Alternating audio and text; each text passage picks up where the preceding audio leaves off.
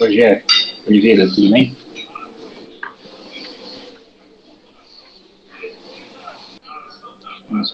Eu não pode falar, né?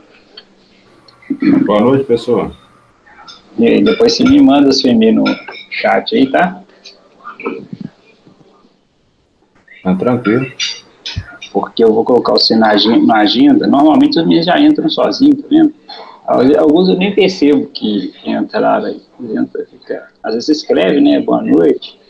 E eu não vejo a mensagem. Ou alguém escreveu que o Anderson hoje está passando mal, não vai participar. E aí o agendamento é legal por causa disso. Depois você colocar ele aí, ele aparece ou no seu computador, no seu telefone celular. E no computador, não sei, mas no celular é até melhor, que ele já te avisa antes. Isso, você pode programar aí, normalmente é 10 minutos, mas se for programar para maior ou menor tempo, ele avisa, ó, você tem aula agora. Isso, garoto. Aí eu vou colocar você no agendamento. Bom, então a gente vai falar um pouquinho sobre o processo de solidificação, que tem tudo a ver, né? É a base da fundição. Então, é uma transformação da fase líquida para a fase sólida de forma controlada e que é utilizado na indústria metalúrgica moderna, certo? Então, isso acontece com os materiais ferrosos, por exemplo, né? E em grande escala, e outros também que são metálicos, mas não ferrosos, como, por exemplo, o alumínio. Então, o que acontece no processo de solidificação? Com a agitação, né? Agitação térmica e movimentos com os estados, com as fases, de acordo com o que ocorre. Claro que na solidificação, no processo de fundição, a gente está passando do estado líquido, né? Claro que primeiro pega-se o minério de ferro junto com o açúcar e feito todo aquele processo, mas a hora de vazar, por exemplo, o material está sendo passado do estado líquido para o sólido. Então, quando ele está no estado líquido, a primeira característica é o movimento desordenado. Né? Por quê? Porque o fluido ele tem essa característica, né? Ele consegue comportar, por exemplo, o volume que ele está sendo colocado, isso é uma vantagem, isso é a base da fundição, né? Porque não tem como encaixar um material sólido, por exemplo, num molde de areia. Vai rasgar a areia toda, vai arrebentar a areia toda, né? Mas o líquido não, ele consegue conformar. Então, esse desordenado, essa característica de desordenamento, de aleatoriedade do estado líquido, é a característica do processo. Então, é isso que ele está falando, né? Agora, a figura regular chamada cristal, então começa o quê? Ele passa de estado desordenado líquido para um estado ordenado, que é o sólido, através da cristalização, formato de cristal, né? E a gente viu que o aço, por exemplo, esse cristal, ele se desdobra em estruturas CCC, CFC, e por aí vai, tá? Agora, esse cristal, ele começa a ser pontual dentro do processo de resfriamento, normalmente, né, na parede do molde, a gente vai ver isso. E depois desse cristal, o sentido cristalográfico das estruturas cristalinas é chamado de grãos. Extremamente importante, tá? A gente vai fazer um trabalho depois sobre isso aí, sobre grãos, porque eu acho que a gente vai ver por quê, né? Tá? Então, olha que legal. Ele chama o processo de nucleação. Tá vendo? Se a gente pegar a figura da esquerda aqui, a gente vai entender o que é essa nucleação. Ó. Ou seja, uma pequena partícula de um estado dentro lá do molde, né?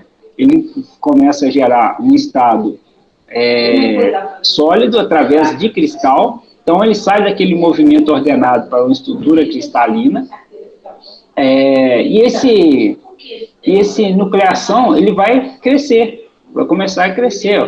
Olha como é que o cristal vai se formando, né? Então, essa aqui é a segunda fase, há um crescimento aí da solidificação para a terceira, quarta e quinta fase aqui, por exemplo. Olha que legal. Há uma ordenação, pode ver que há não poderíamos dizer que é totalmente simétrica, né? Uma peça totalmente ordenada, né? A gente deixa isso aí, por exemplo, para alguns materiais como pedras preciosas. Então, quanto mais perfeito esse cristal, maior valor ela tem, como é o caso de um diamante natural, tá? No caso do aço, né, do ferro, do alumínio, esses materiais, há algumas imperfeições aí, até porque tem outros elementos que não ficaria muito custoso se tirasse ele totalmente. Por exemplo, o fósforo, né? Olha só, o fósforo, o enxofre. E tem que ser controlado? Tem que ser controlado, porque a gente já viu que um excesso de fósforo, de enxofre, vai ocorrer uma fragilização do aço, por exemplo. Mas não tem jeito de tirar ele totalmente. Seria muito caro, ficaria muito caro o valor do aço, tá? E tem algumas vantagens também, né? Então, apesar de, né, em pequenas proporções, tem suas vantagens de deixar esses materiais que não fazem parte do dueto ferro-carbono. Tudo bem?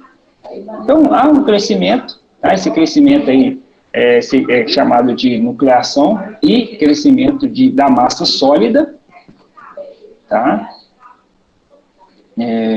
E aí ele até fala que quando comparado à formação de núcleos de liquefação durante a fusão, é diferente, um pouco diferente aí, tá? Agora, a parede do molde permite o fluxo de calor entre o metal fundido, gerando uma fina camada. Dessa forma, a solidificação progride para o centro da gravidade. Vai ter uma foto mostrando isso, mas deixa eu fazer um desenho aqui. Está aqui um recipiente. Aqui um recipiente, ó.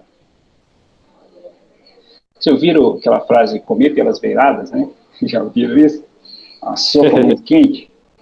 É bom para a gente ter uma noção do que está acontecendo. Você coloca aqui um prato, né?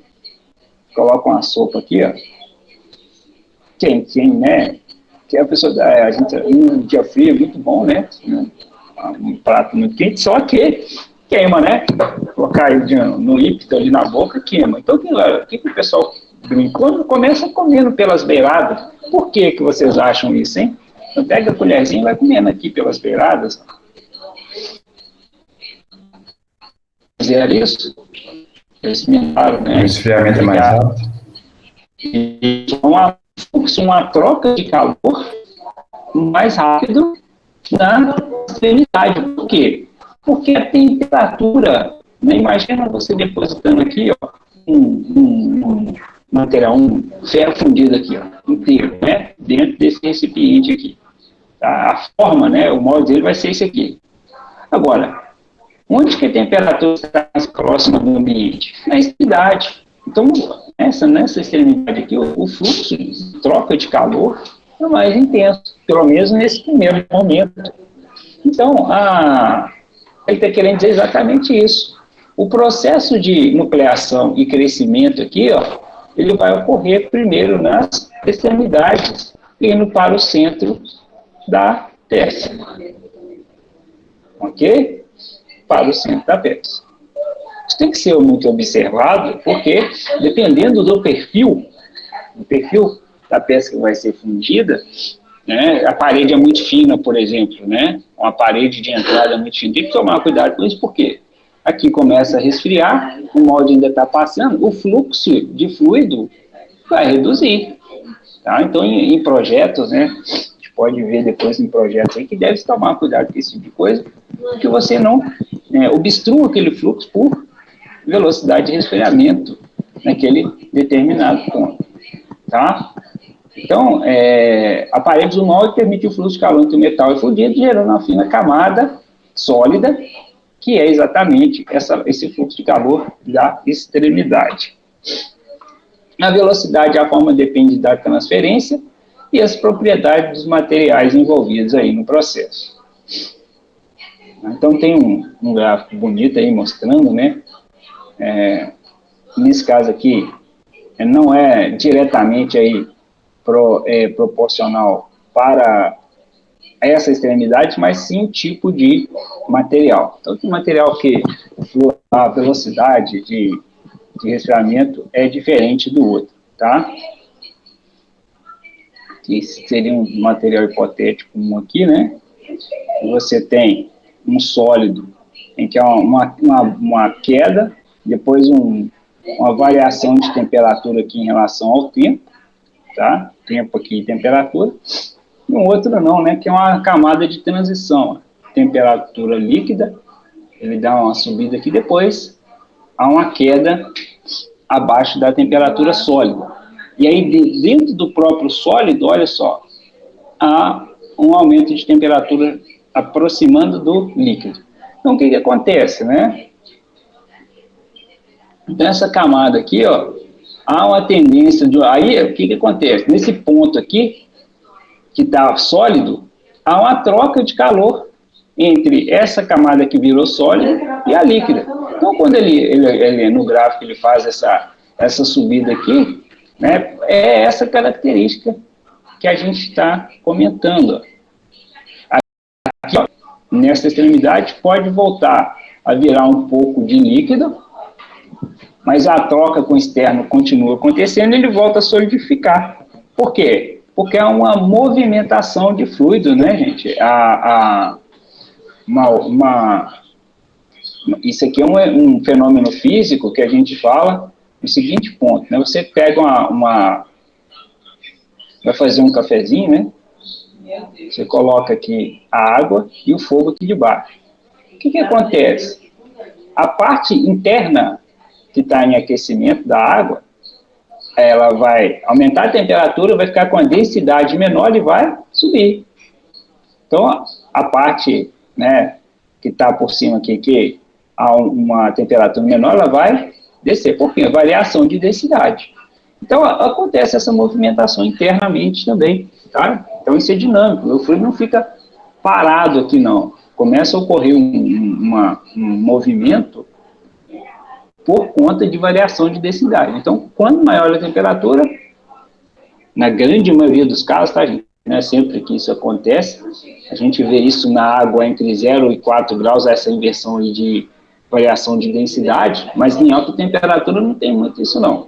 Então, o fluido ele tende a se movimentar, por isso que o gráfico fica nessa essa queda e elevação de temperatura em um determinado ponto, porque está se movimentando, mesmo a parte que solidificou primeiro, ela está tendo contato com o fluxo dinâmico de fluido. Tudo bem?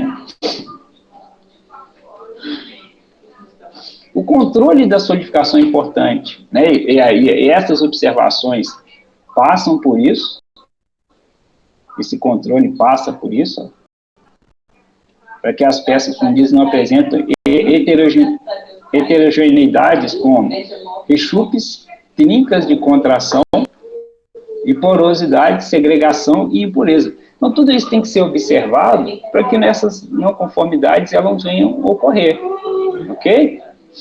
Então, há hoje, né, cada vez mais um estudo mais afim disso e técnicas para evitar que você tenha contração excessiva, por exemplo, e ocorrência de vazios, por exemplo, tá? No processo de solidificação. Então, tipo de distribuição, tamanho e orientação dos grãos cristalinos também são coisas que podem ser influenciadas pela essa falta, né, ou não observação do controle de solidificação no processo de fundição. A solidificação, ela se processa em duas etapas sucessivas, e a gente viu, né, eu mostrei esse desenho para vocês, que a primeira é a nucleação. Deixa eu voltar aqui rapidinho. Exatamente nesse ponto. Ó. Então, ocorre em duas etapas. A primeira aqui, ó, né, a nucleação, tá vendo? E depois o crescimento. Olha lá, nucleação traduz o modo pelo qual a fase sólida surge de forma estável no meio da fase líquida. Então, e isso não acontece em um único ponto, né? A gente tem que considerar também, tem que ter uma peça, fazer uma peça diferente. Não deixa ela nem aberta, né?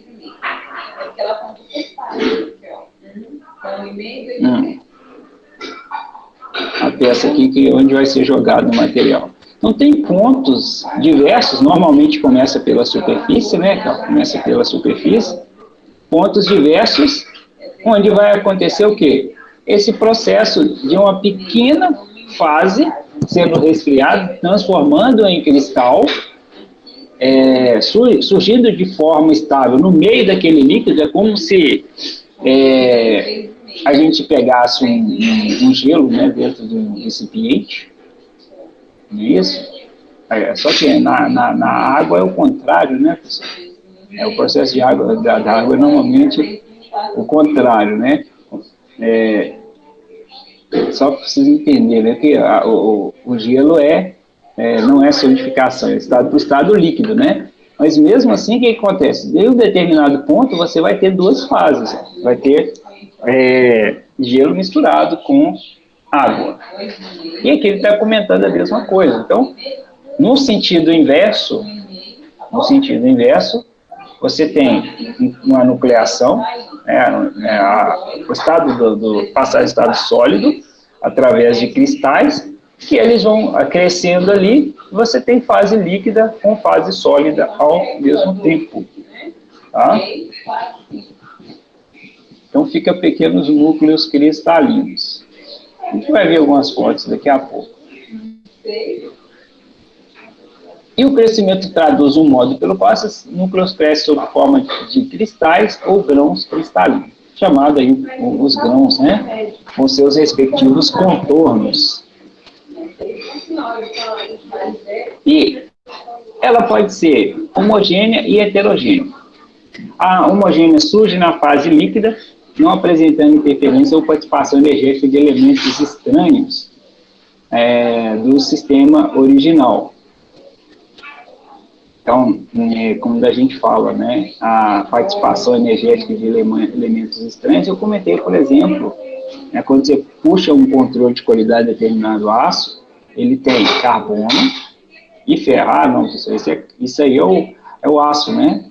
Ou ferro fundido, dependendo da concentração de carbono. Só que outros elementos estranhos não tem como retirar totalmente, tinha comentado isso com vocês, enxofre, isso, o fósforo é o primeiro, P, o manganês, e por aí vai. São elementos, você pega um controle de qualidade, né, de um SAE aí, ou então a ASI, a STM A36, ou outros ácidos de baixo teor de carbono, não tem somente carbono e ferro. Os elementos estão presentes ali em pequenas quantidades.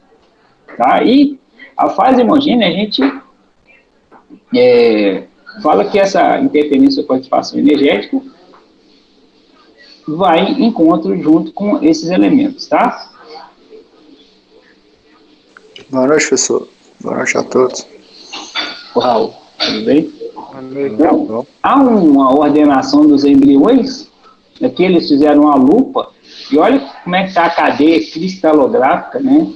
Ou seja, há uma ordenação dos átomos junto à rede chamada de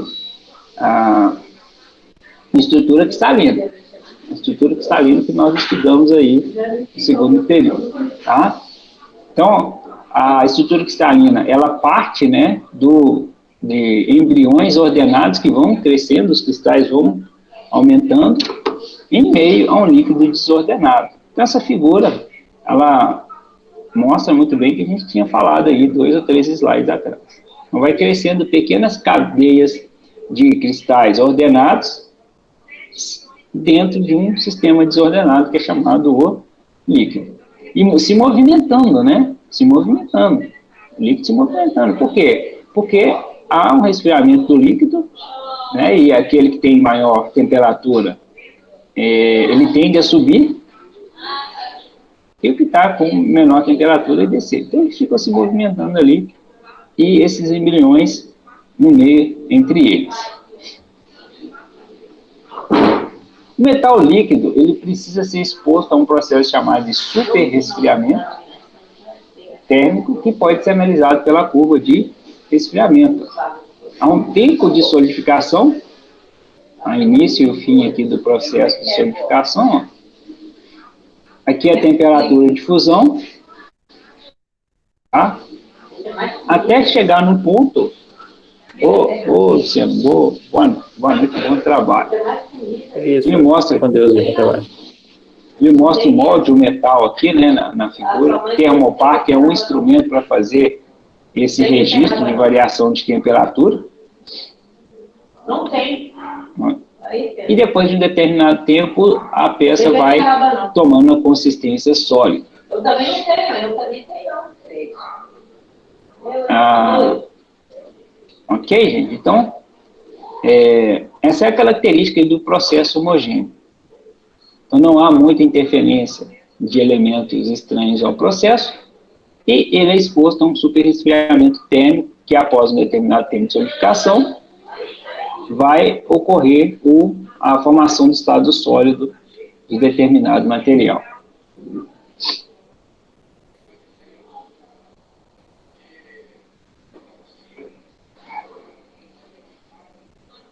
Então, essa é uma curva típica de resfriamento. É claro que, só faltando um ponto aqui, né?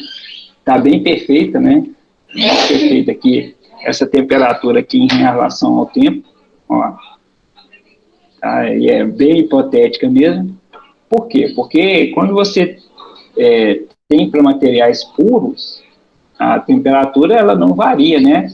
Há uma troca energética, há uma temperatura que ela fica constante durante todo o processo de solidificação. Isso acontece, por exemplo, se for uma água destilada, por exemplo, né?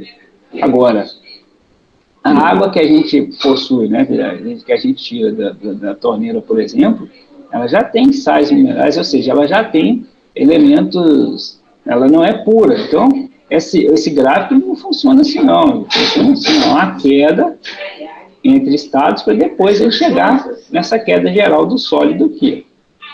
Chamar de curva S aqui do sólido. Então, não há uma linha reta, não acontece uma linha reta na prática. Na prática, há essa inclinação aqui, uma redução de temperatura com o tempo, que é diferente, né, do processo teórico. Teórico, a substância pura, há uma troca de energia constante, e aqui é uma variação de troca de energia com queda em relação ao tempo, tá bom? E aí, não sei se necessidade tem um tratado sobre isso, mas aí a gente tem a ideia que, como há uma queda, para não impactar no processo de solidificação, o material ele é aquecido bem acima, né? A temperatura ela é bem acima da temperatura de fusão aí, tem que ter essa observação para que não tenha problemas, porque se você coloca aqui exatamente em cima, o material já começa a solidificar aqui, ó, pode interferir no seu processo, né, na questão de parede, uma solidificação ali, ou então um aumento, né, de rechupe ou contração muito grande, o material ele não ser totalmente puro. Bacana?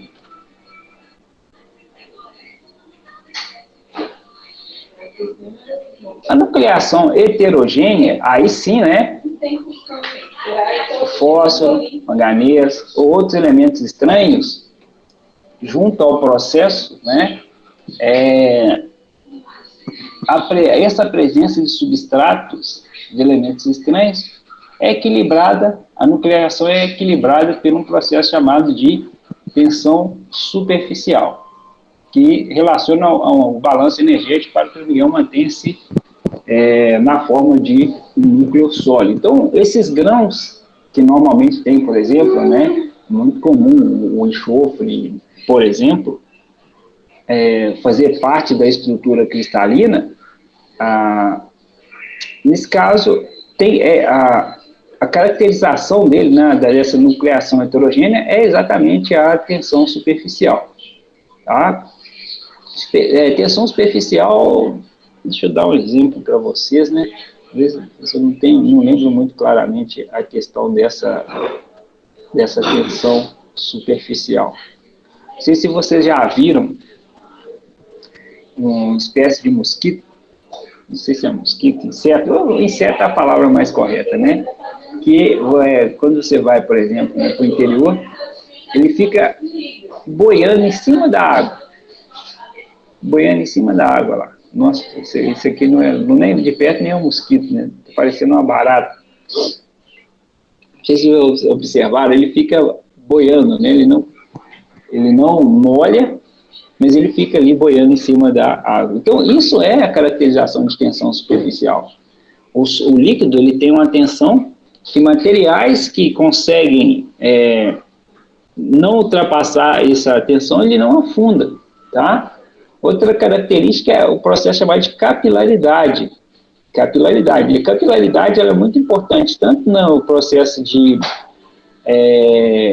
solda, né? Que aí depende, alguns têm a definição de solda, outros falam que não é, mas é a abrasagem. O que é a abrasagem?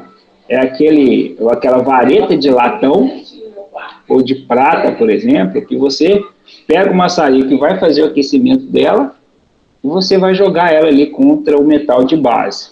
A abrasagem tem uma característica muito, vocês devem estudar aí, se vocês não viram, muito peculiar, que é o quê? Que a peça que está sendo soldada, ela não funde, tá? Ela não funde, só funde o latão. Então, quando você pega, por exemplo, aquela tubulação de geladeira, ar-condicionado, né? E você, através desse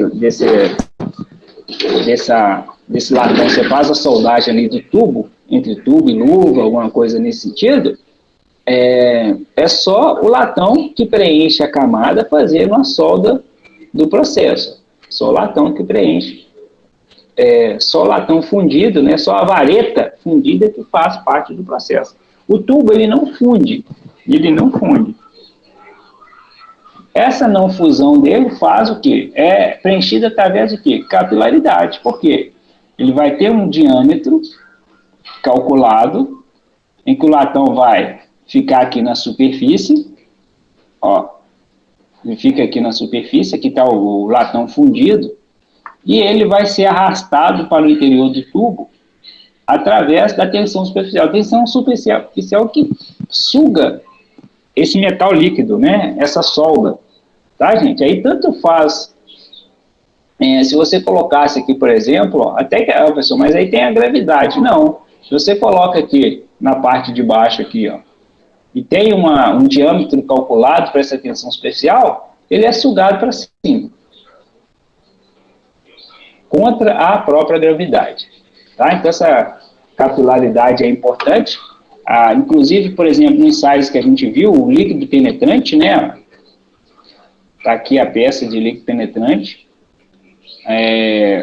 O penetrante, ele tem que ter essa característica de capilaridade, por quê?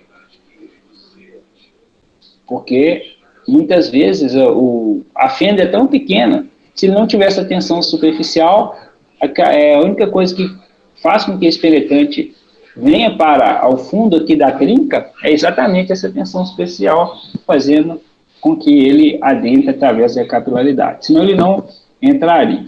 Tá? Claro que a viscosidade aí, ela tem sua função também, mas isso que faz com que o material adentre tanto na solda quanto nessa questão aqui do líquido penetrante. Tá? Então, essa tensão superficial, ela se relaciona com o balanço energético, tá? A mistura do sólido e do próprio líquido junto a esse elemento estranho, ela se dá através da característica de tensão superficial. Devia ter trago um vídeo, né? Depois eu mando para vocês a respeito disso. Muito legal, essa característica física chamar a atenção superficial. A pessoa falando assim, ele sofre muito por tentar explicar.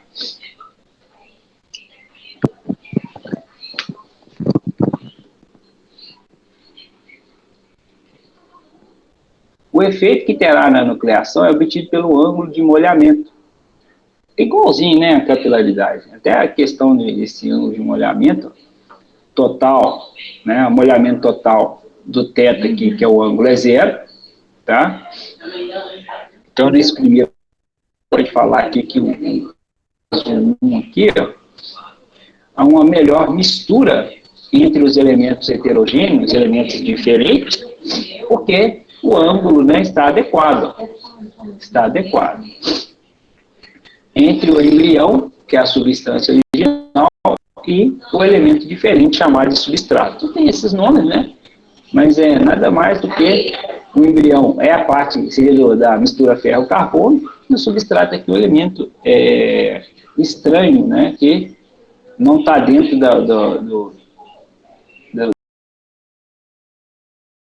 dos átomos de ferro e carbono ali, mas eles se misturam, tá?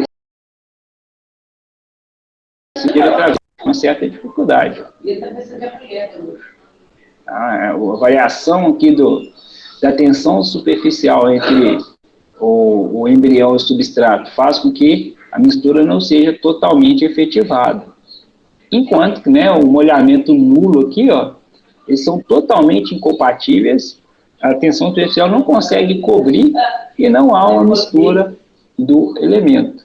Ele fica fora, não há troca de energia, ele fica fora da fundição, tá? E ele não se mistura. Não se mistura aí, dependendo do nível de solubilidade, pode trazer algum problema para o material que está sendo fundido. Então, essa afinidade chamada de físico-química existe entre metal e substrato, portanto, quanto menor o ângulo de molhamento, maior será a contribuição de energia superficial. Outra característica importante que a gente fala aqui é os inoculantes, chamados de refinadores de grão, que aí a gente entra num dos processos mais importantes, que é o desempenho mecânico, tá? Que é chamado de tamanho de grão, tá? Vamos fazer um trabalho a respeito disso. Eu acho muito importante a gente ter uma noção aí de características e normas, né? A gente pega normas igual a STMI, que ela relaciona muito a resistência do aço com o tamanho do grão, não só com a característica química, né, a composição química dele, mas também dentro do tamanho de grão aí para a sua aprovação ou recusa. Então, o que acontece? Para o desempenho mecânico é importante que a liga metálica tenha tamanho de grão pequeno. Ah, é sempre? Depende, né? Depende. Ele colocou aqui, o Baldão colocou aqui como uma grande porcentagem de aço e processo você tem grãos pequenos, mas não é sempre que ele é interessante não, tá? A gente vai ver alguns casos depois, quando que tamanho de grãos maiores são interessantes na indústria mecânica metalúrgica. Mas, né, de uma forma geral, a resistência mecânica do material, ela está muito ligada a que tenha grãos pequenos, mantendo o alongamento. Alongamento que vai puxar a propriedade de utilidade do material. E a gente pensa, né, gente, uma das características também de grãos, tamanho de grão muito grande, é a fragilidade. Então, quanto maior o grão aqui, ó, então tá aqui os grãos, né? Deixa eu fazer um desenho do contorno dele.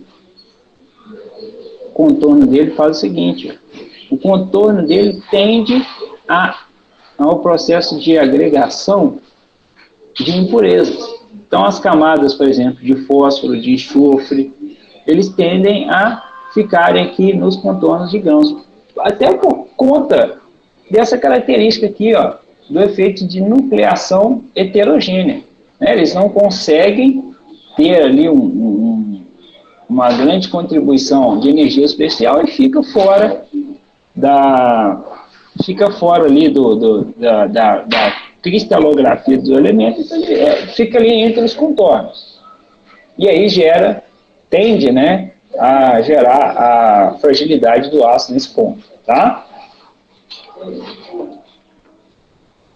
Os grãos menores, maiores serão a densidade de contornos e a densidade da área superficial de grão por unidade de volume. Então, nada mais do que, né, quanto menorzinho o grão dele aqui,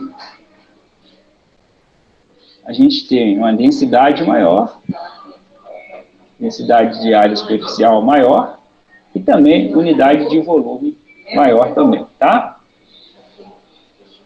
Como o contorno é uma barreira para deslocamento das discordâncias, a deformação plástica é restrita. Então, influencia, né, na resistência mecânica, por quê? Porque ele barra, né, ele barra ou tende a barrar a discordância, restringindo a deformação plástica do material. Agora, vamos pensar, né, gente? Tirando conformação em que a deformação plástica é interessante, não é isso? Em projetos normais, o material ele precisa de fazer o quê? Ele precisa de resistir à deformação plástica, ele tem que trabalhar na região elástica. Por isso que os grãos pequenos aumentam aí a resistência, né, e propriedades de dutilidade do material, tá? Substrato na sua nucleação. Então, o refino de grão se dá por um processo de aumento de frequência de nucleação, minimizando o tamanho médio dos cristais sólidos. Então, o processo aqui de aumentar a frequência de nucleação, né, ou seja, quanto mais pontos dispersos você tem de nucleação, você vai ter cristais, né? Então, vamos fazer uma diferença aqui de dois processos de fundição. Esse aqui tem poucas nucleações, ó. Vou chamar ele de A. E o B tem uma quantidade grande de nucleação. Você vai ter vários cristais crescendo ao mesmo tempo.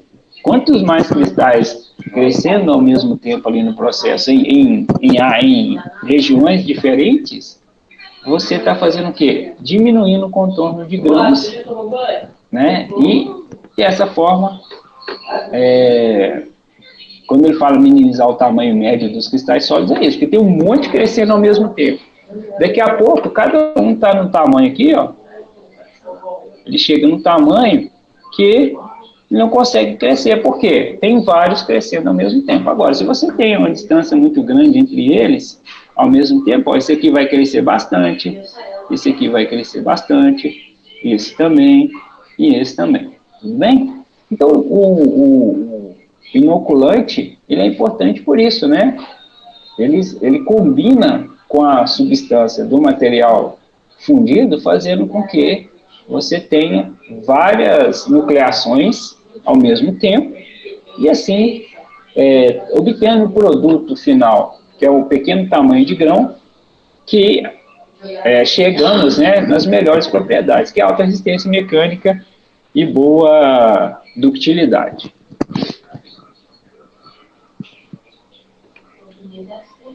Então, esses substratos heterogêneos, ele é heterogêneo, né?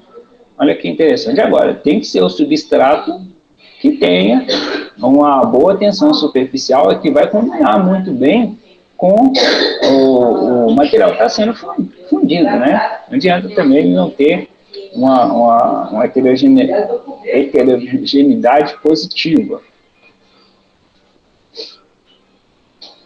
Olha que legal, né? Macroestrutura, então está aqui um exemplo, né? Lingotes de alumínio solidificado, sem adição de inoculante. Então aqui é uma micrografia, olha que legal. Tem uma micrografia de um material, todos dois é alumínio. Tá? Tendo que o A aqui, ó, ele tem tamanhos de grãos muito... o tamanho dele aqui, em comparação com o B, é muito diferente. Ó. Então você tem pequenos tamanhos. O refinamento de grão ocorre, no caso B aqui, com muito mais intensidade do que em A. tá? Então, aqui, ó, colocou o titânio e o boro, meteu um inoculante de titânio e o boro, no B, né?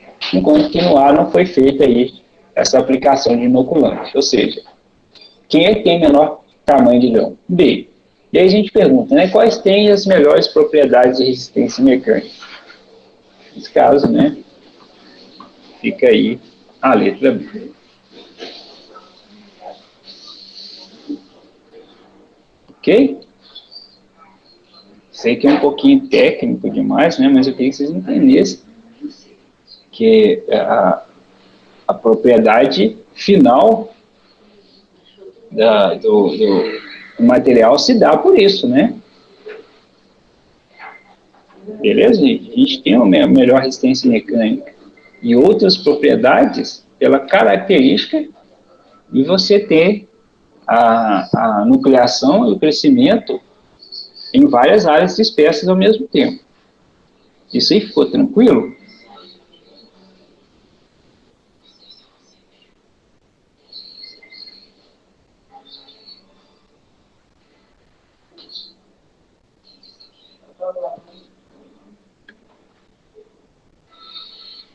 Acredito que sim, né?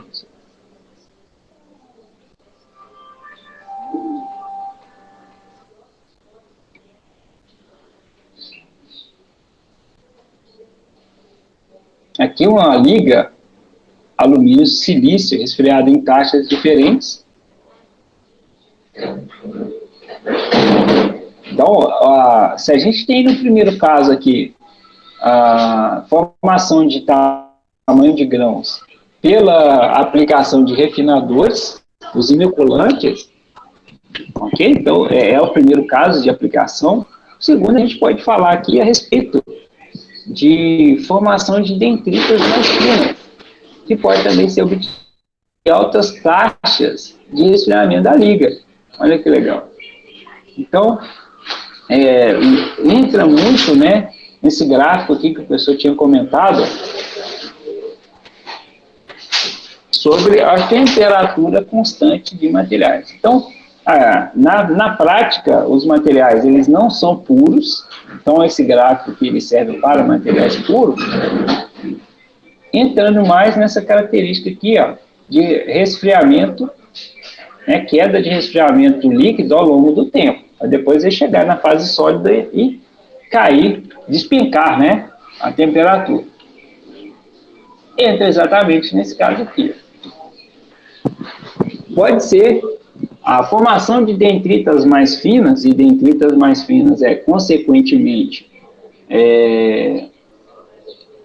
grãos mais finos, pode ser obtido por meio de altas taxas de resfriamento da liga. Tá? Claro que a gente tem que tomar muito cuidado com isso. O próprio tratamento térmico, ele é um diferenciador ali de tamanho de grãos. Tá? Então, tá um exemplo, né, quando a gente pega a letra A aqui, ó, a gente tem tamanhos de grãos, os maiores, né, aqui a formação de dendritas, e os grãos vão ser maiores, contra, né, fica, todos três aqui estão numa ampliação do microscópio de 200 micrômetros, tá? E a gente vem ser aqui uma característica de grãos bem menores que A e B, tá? Então, o A aqui é o maior tamanho de grão, o B o médio, e o C aqui são os menorzinhos. Por fim, né, o professor vai dar um refresh para vocês aí. Está acabando. Eu trago aqui uma tabela, né, muito interessante sobre alguns inoculantes, alguns materiais que são colocados, né, na função, que gera aí a maior ou menor eficiência da redução do tamanho de grão dos materiais, tá? E mudança das características dele. Então, a liga manganese, por exemplo, inoculante o cloreto de ferro e o carbono, por exemplo, tem eficiência alta, enquanto que o zircônio é moderado. O alumínio, suas ligas, né? A gente viu ali que o boro a gente tem um exemplo do boro ali, que diminui bastante o tamanho de grão, tá? O titânio e suas ligas, ó, o níquel é baixo, tá? Mas as terras raras aí, eu não sei o que é essas terras raras, depois vou ter que pesquisar. Mas ele tem uma característica moderada, o titânio nem é tão simples de fazer aí a sua queda, né, de tamanho de grãos. O zinco já é alumínio. Cadê o ferro fundido? Também as terras raras, ó. Então tem essa característica, né, de alguns minerais fazer a característica moderada. Acho que eu coloquei outra parte Não coloquei a outra parte. Depois eu mando outra parte da tabela. Quais são os outros materiais que auxiliam, por exemplo, a característica de redução de tamanho de grão. No aço, por exemplo, nós temos o nióbio e o titânio aí para redução do tamanho dos grãos.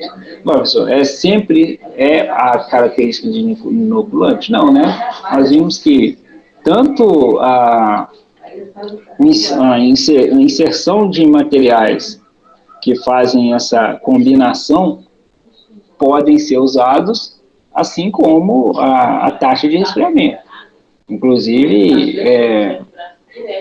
na própria conformação que a gente está estudando, na própria conformação nós vemos que se você tem um trabalho a quente, você está mexendo na estrutura dos grãos em relação ao trabalho a frio. Não é isso? E outros processos térmicos, né? Então, você tem aí uma têntrase de recozimento que você está trabalhando, o contorno de grãos, além da estrutura cristalina, os recozimentos, tá? A normalização, então tem outros tratamentos térmicos vinculados aí na alteração de tamanho de grãos e respectiva propriedade. O que a gente vai fazer? Vou fazer um trabalho a respeito, a gente identificar e ter aí algumas propriedades de como que há uma aceitação para certos projetos, para certas características do tamanho do grão em si, relativo à frente do material. Bacana? Meio silencioso, né?